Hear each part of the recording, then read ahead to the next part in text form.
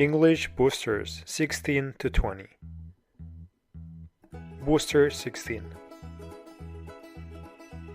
Differences between on, over, and above. Prepositions of place can be quite similar but have significant differences. On. This means that something is placed on top of something without movement. For example, the plate is on the table. Above. This means that something is positioned higher than something else without movement, like a picture hung above the TV. Over. This means that something is positioned above something else. And additionally, there is movement involved, like a bee flying over a flower. Understanding these distinctions can help you use the right proposition based on the context. Booster 17. Here are some common errors with make. Please remember to use the following collocations when needed. Instead of saying, "I would like to do or give some suggestions," please say, "I would like to make some suggestions." Or, instead of saying, "I think that I could have or give a contribution to the project," you better say, "I think I could make a contribution to the project." Another common mistake is to say, "Give an apology." Please say, "I make an apology" instead. Another common mistake made with verbs meaning make is to do an improvement. Please use make instead, as in there is still some way to go and lots of improvements to make. Lastly, please do not say to make some research. Here, the correct verb to use is to do some research.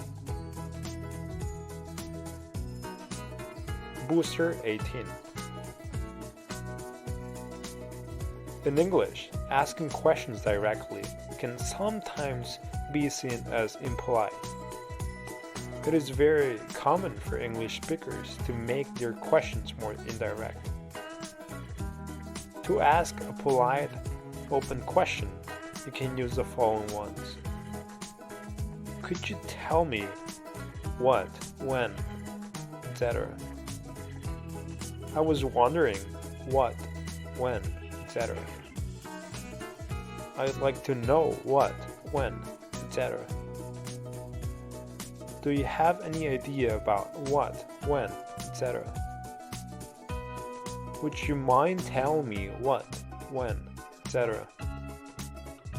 If you are asking for a yes or no question, then add the if clause at the end. For example, could you tell me if?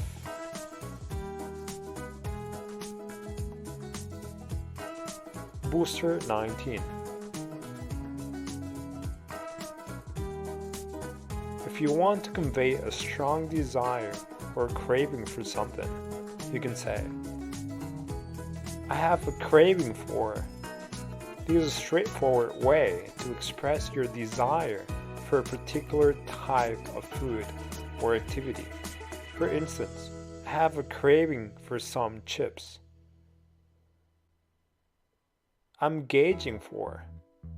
This is a more informal and British way of expressing a strong desire. For example, "I'm gauging for some chips." It adds a bit of emphasis to your craving.